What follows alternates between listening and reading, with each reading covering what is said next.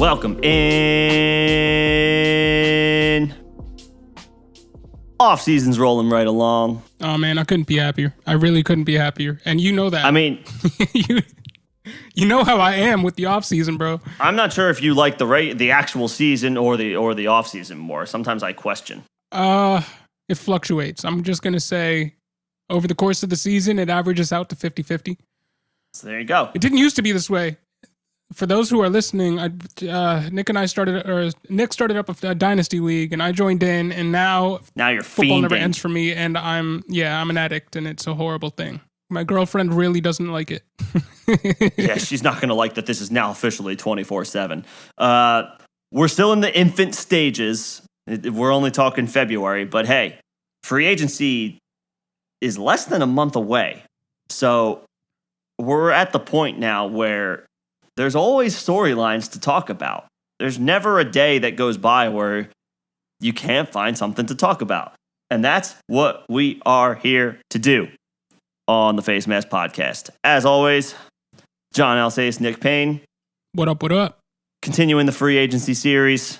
We could talk your ear off about the Dynasty League, but nobody cares about one specific league that they're not a part of. So, but that being said, start talking trades if you haven't already, if you're in Dynasty Leagues. Anyway, moving right along with our free agency series, we kicked things off earlier this week talking about potential destinations for Dak Prescott if he were to leave the Dallas Cowboys. You can check that out on facemaskpod.com or on our YouTube channel, Face Mask Podcast. Today, we're moving to wide receiver. And while I don't think he necessarily switches teams, Chris Godwin is an unrestricted free agent. So anything's possible. I didn't think he was going to get to this point. I thought that the Buccaneers would have locked him up at some point in 2020. I guess they honed in on Tom Brady this time last year when it became a realistic option for them. And yeah, they honed in on championships. That's what they did. Right. They went all in on the championship, got AB, got Gronk back, got Gronk in the field. They just went all in. Right. And so and it worked. Maybe this, it sure as shit worked. But maybe this one kind of fell on the back burner a little bit. They figured this was never going to be a player that they were going to let get away, but he's still technically an unrestricted free agent. So the conversation is worth having. At the end of the day, I don't think Chris Godwin leaves Tampa Bay. And this kind of puts a damper on the potential for him talking to other suitors, but Godwin is eligible for the franchise tag, which is around $16 million this year. So it would definitely be a pay raise for him. But if you've been paying attention at all over the past few years, players typically hate the franchise tag. They'd rather have long-term stability. So we've seen it before, John, where the franchise tag can kind of cause, I don't want to say bad blood, but there's a little bit of animosity just because, again, players want long-term stability when they get the opportunity to get that big money contract. And now Godwin may have to wait one more year for that opportunity. Yeah, he deserves it by all accounts. He came into the league and he was the wide receiver 25 in his rookie season. This next year, he came in on fire and he ended up the second wide receiver to Michael Thomas in the whole league. He was number 2. And this year he fell back to earth a little bit. He was wide receiver 30, but he also sustained a few injuries throughout the season and he didn't play the full season. But this guy's a stud. If you look on Spot Track, his calculated market value is $17.2 million. So it's actually a little bit more than the franchise tag. And I think he absolutely deserves it. I just don't know. And this is where the championship factor kind of comes in. I don't know if he's going to accept less money for a chance to win another, to start to come off his rookie contract with 2 Super Bowl rings. I mean, right. It's almost unheard of. So he could be potentially playing below his market value in 2021, coming off earning a ring. So he's definitely, he's not going to feel great about that. Now, obviously, the long-term deal, which will come from somebody, that'll eventually alleviate some of the potential, bad feelings or whatever that may come along with the franchise tag. And if he left for another team, I think he'd blow that 17.2 number out of the water, because He I should. think then the bidding war would start with all these teams. Once if he decides to cut ties with the Buccaneers and just cash in, he can absolutely do it, and he could be a wide receiver who's worth 19 mil.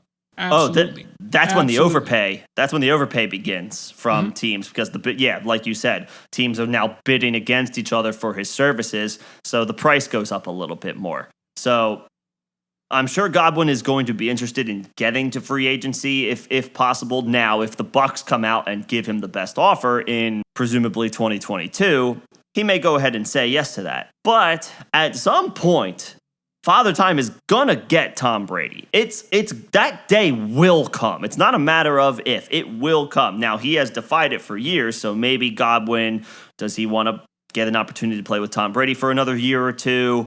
Or does he want to play under the franchise tag? Or he's not going to want to play under the franchise tag, but if he's forced to for one more year, then he becomes eligible for free agency.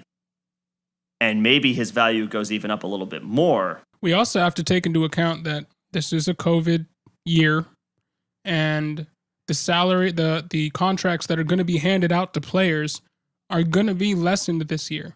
So it might make sense for Godwin to take a franchise tag or a 1-year deal or even a 2-year deal as a bridge contract, or just and operate 2021 as a bridge year into the contract that he believes he could get. Because if he waits another year and COVID isn't a thing in 2021, 2022, in the 2022 season, he could obviously, I mean, we're speculating a year in advance, he could blow the 19 mil projected numbers out of the water there too. And the cap could, you're right. So to that point, the cap could potentially go up, which means teams have more money to spend, which means a guy like Godwin could get little extra on that contract that is eventually coming his way. So I do think he will end up back in Tampa this year on the franchise tag, but it's still possible, because he's an unrestricted free agent, that Tampa decides to go in a different direction. While I don't think they will, he could actually end up hitting the market this year. So with that said, where are some possible destinations for Chris Godwin in 2021, just for the sake of having the conversation? I think we're going to, for these segments, we might end up just kind of talking about the same teams over and over again, because we might rehashing the only same 4 or 5 teams that have clear and away more cap than any other team in the NFL. Yep. The Jags have 77 million cap space. The Colts have 69. The Jets have 67. And the Patriots have 62. Now, if you go to the next tier of teams, Washington has 39. And they could obviously absolutely be in contention here. Sure. But if we're looking at the teams that have the most to work with and have offensive needs specifically at wide receiver, the Colts, the Jets, and the Patriots absolutely fit that mold. Yeah. They need offensive talent right now. Right. And in the Jets' case, they need help everywhere, so they would take talent anywhere they can. Right. And we've seen players go to bad teams if they get top dollar. At the end of the day, players want to get paid what they think they are worth, regardless of how good or bad the team is. Does a Super Bowl ring influence your decision a little bit? Maybe, but to that point, he has it. He got the championship. Right, now it's all about right. secure the bag, get as much money as you possibly can. If I'm Chris Godwin, I would go to the New York Jets if the New York Jets are willing to pay me more money than anybody else. I don't think you're going to regret that decision just because it's possible you may only win 4, 5, 6 games a year. You're still going to get paid $20 million a year. That's pretty good. Yeah, and he would obviously step right in there and be the number one receiver on that offense. No doubt. And I could see the Jets, without question, with the first-year head coach kind of saying, let's put as much talent as we can around a Sam Darnold to see what he can do when he has the potential to reach his full potential. Sure. And then we reevaluate where we are with him and at wide receiver the following year or something, or, we'll see. But I could absolutely see him going to the Jets. We also mentioned the Patriots. They need receivers badly. Yeah, they famously only have Julian Edelman and guys like Jacoby Myers and stuff. So you could say that the Patriots have even worse of a receiving core than the Jets. Yeah. And they're more ready to win now because they have the defense with the players that they have coming back who are thought or believed to be opting back in due to COVID. The Patriots are potentially a couple of pieces on offense away from getting back into contention. We already mentioned the Jets. And yeah, the Colts. The Colts have a lot of money, and they could potentially try to find a way to sign a veteran quarterback, and then they're going to want to pair him with a good option. And there's a good chance that they could afford a player like Chris Godwin along with a quarterback. Yeah, they got $69 million in cap space. They could pay him $20 million and still have the 5th most cap space in the league. So the Colts are going to be an obvious destination for pretty much any player, really. Now, to be fair, the Colts are eventually going to have to lock up some of their own players, but they're a year away from having to worry about that again when the cap could go back up post-COVID. So this could be a good year to splurge on a good free agent if you think the cap is going to go back up and you have the resources right now to make it happen. So to me, the Colts are going to remain the favorite for a lot of free agent landing spots. And if for whatever reason Chris Godwin doesn't end up back in Tampa Bay, I like you already said, I think we're going to harp on Indianapolis a lot as far as free agents go. They could absolutely afford Godwin, and they could overpay Godwin if they wanted to, with plenty of room to spare. Now, one team we kind of blew past is the Jags, and they have the most cap space in the league. They have $8 million more than the Colts. And if you look at the way their offense is constructed right now, they kind of got Chark as the deep post guy. He's their one. They got Chenault as the gadget player. Yeah, and they could use a guy on the other side who plays a little bit in the slot, can play outside, play both positions there, and that would Trevor Lawrence with weapons. That would absolutely maximize Trevor Lawrence. It would open the field up a little bit more for a guy like James Robinson, and I could absolutely see the Jags going in on a guy like Godwin just as much as the Colts, because if you're looking at a team that is ready-made. Yes, the Colts fit that, but with as much cap space as the Jags have, they could fill a lot of spots. Money talks. We already know that they're going to be filling the quarterback spot, which is the most important spot on the team from a winning perspective, and we know that they're getting the most prolific college passer of the past 10 years. Right, who will be on a rookie contract for the next 4 years. So he will be he will be affordable. That allows you to spend resources elsewhere to build the team around him. Jacksonville could be an interesting spot. Yeah, we've brought up the Colts, we've brought up the Jets, we've brought up the Patriots, but we kind of have skipped the Jags. And I think that's absolutely a landing spot where he could go. No doubt. Absolutely. So the number of teams is limited, for better or worse. I do think Godwin will end up back on the franchise tag with Tampa Bay. But I would imagine at least several of these teams will be in play for his services beyond this year if he ultimately doesn't sign a long-term deal with Tampa Bay, which could potentially happen because you cannot discount the potential fallout that comes with a franchise tag, which would seem to be the likely scenario for Godwin subsequently returning to Tampa Bay for 2021. But beyond that, there could be some question marks about his future. Now, I got one other team that I'm looking at that doesn't have a ton of cap space, but we've talked about for pretty much 2 years now.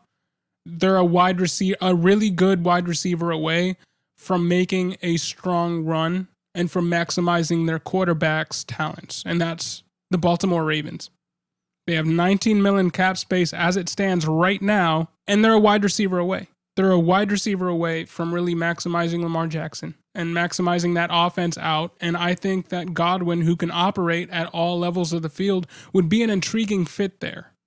Now, we've talked about it in the past. They definitely need a weapon. the cap can be navigated around. Teams can find ways to bend rules. Teams like the Dallas Cowboys have done it year after year after year after year.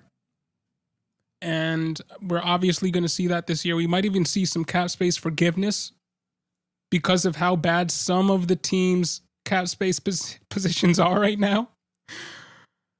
So what do you think about Godwin going to the Ravens? So in theory, he could potentially suck up what cap space they have available. Right. To spend, right? Like pretty much all of it. Like all of what they have available would probably have to go to Godwin. Yeah. And while they could absolutely use a wide receiver, I'm not sure that Baltimore is an offense necessarily built to feel from an organization standpoint that they need to spend that much money on a wide receiver. It's a team that is built around their power run game, their zone run, like everything about their run game. They can go power, they can go zone read, they can go misdirection, they can fool you a million different ways. Next thing you know, Lamar Jackson's busting at 50 yards downfield. But I think we saw that he was exposed as that, or in that whole offense was exposed this year as just not being dynamic enough. Oh, no doubt. They need to be able to open it up in the passing game if they want to take that next step, if they want to compete with the Chiefs and even to a lesser extent compete with teams that are like, say, the Bills. They have to take that next step on offense in order to compete with those teams, and Godwin would be an option that offers that for them. I'm just not sure that I see a team like Baltimore shelling out literally what they have available in cap space all to one player. Fair enough. So as it stands right now, you just don't see it happening unless they were to just cut a bunch of players from their defense to make room. Sure. If they found money elsewhere, but then, you're talking about probably getting rid of an impact piece on defense, which is Baltimore's historical bread and butter. Yeah, I just, maybe that's a little bit more wishful thinking because I want to see Lamar Jackson unleashed. And I think Chris Godwin could absolutely get him there because it looks like he can vibe with any quarterback. Godwin works, yeah. And he put up his wide receiver 2 overall season with Jameis Winston. Right, throwing 30 interceptions. So he just needs a guy to air it out to him. Yeah, Godwin can work all levels of the field. He's an elite route runner. He can go deep. He can make yards happen after the catch. He can catch in traffic. Great player overall. I do think ultimately, though, for better or worse, he's going to end up back on the franchise tag playing for Tampa Bay. What do you guys think? Do you have any ideas as to where Chris Godwin could end up, or do you think, like us, he's just going to end up back in Tampa Bay? Let us know in the comments section below. This is the Face Mask Podcast. Thank you for listening.